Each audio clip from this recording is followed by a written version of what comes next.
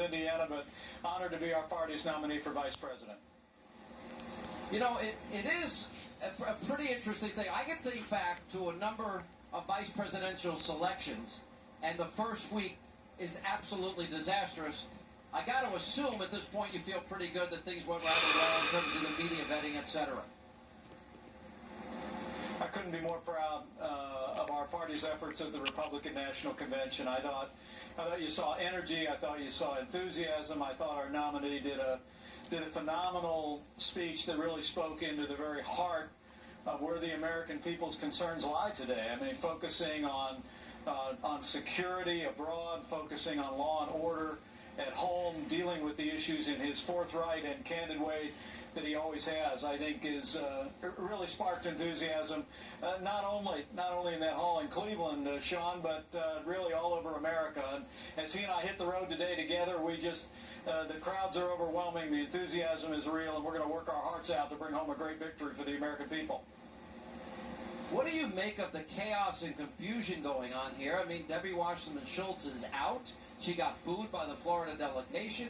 Bernie Sanders said to his supporters to support Hillary, and there was the loudest booed. I played it earlier in the show for Donald Trump when he was with us. What do you make of the chaos? What do you make of all that's going on here?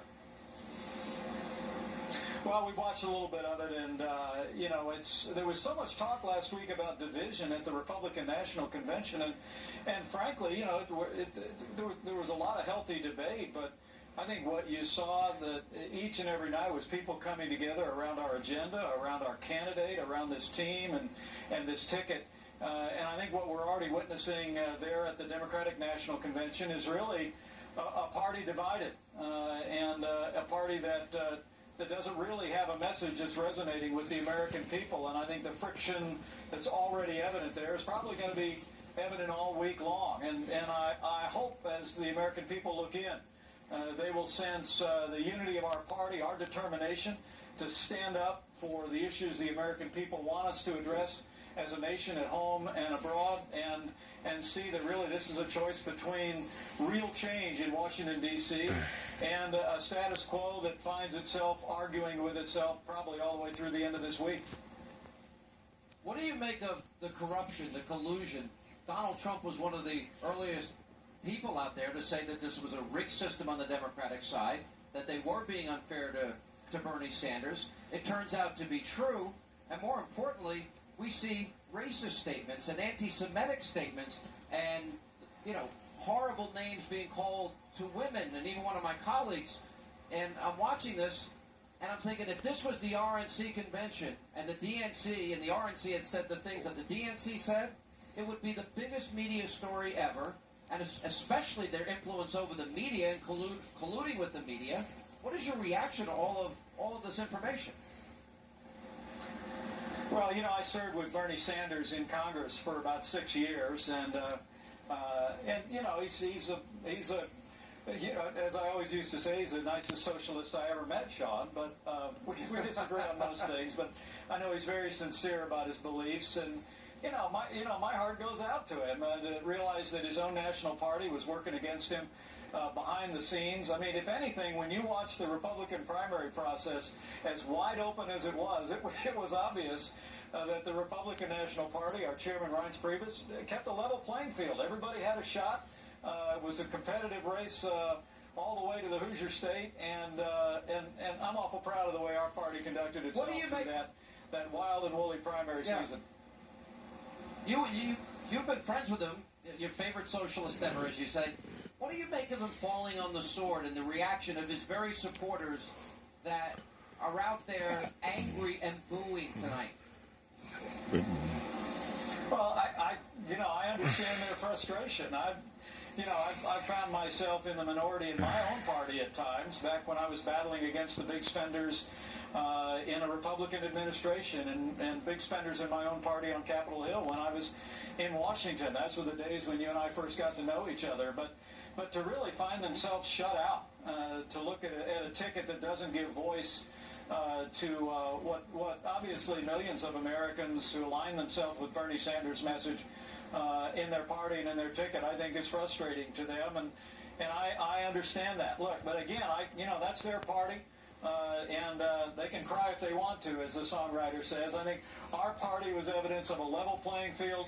We all came together, and I think that you're seeing these national polls. There's real evidence that the American people are responding to Donald Trump's message of a stronger America at home and abroad, getting this economy moving again, getting serious about enforcing our laws, and I couldn't be more proud to be a part of this ticket. You know, Governor, I want to ask you, you have reporters exposed for taking marching orders from the DNC. You have fake protesters. You have false narratives and false stories being leaked, not only about Bernie Sanders, but also about Donald Trump, who you're running with. They infiltrate the Bernie campaign, releasing false information. All of this together, and included, you know, attacks on women, anti-Semitic attacks, seemingly racist attacks. When you put it all together, what does it tell you about the state of media, what the state of corruption? Because it's not just Bernie Sanders. Isn't it really about the voters that they're trying to disenfranchise? Well, look, you and I know how monolithically liberal most in the national media are. You and many of our friends at Fox are such a happy exception to that. I can't tell you how much that means, but it's like I said last Wednesday night. You know, the media is going to do half of Hillary's work for her, but fortunately that's not going to be enough. I mean, we have a candidate in Donald Trump who is really connected with everyday Americans in a way that I haven't seen since our hero Ronald Reagan was running for president back in 1980. And Donald Trump is giving voice to the concerns and the aspirations of the American people, and I believe he is today and will continue to overcome that overwhelming bias in the media, and we're going to drive toward a great victory for the American people this November. I'm not going to lie. I would rather be where you are. I think you're in North Carolina tonight. But don't worry, I'm the most conservative guy in all of Philly. I'll hold down the fort for everybody. So, Governor, thanks for being with us. We appreciate your time. All right. And coming up next tonight, right here from Philly at the DNC. No more Hillary. It's collusion. It's racketeering. It's the Clinton Foundation. Follow the money. We're done. We're done. Bernie Sanders supporters up in arms. The story the rest of the media is not telling. Of course, all in the wake of the DNC email scandal. Geraldo Rivera, he spoke with some of them. It's a Hannity exclusive. He'll join us next. Plus, we also get reaction from Doug Schoen, Larry Elder, Pat Caddell, Kellyanne Conway, and more as we continue live from the Democratic National Convention in the city of brotherly love, Philadelphia.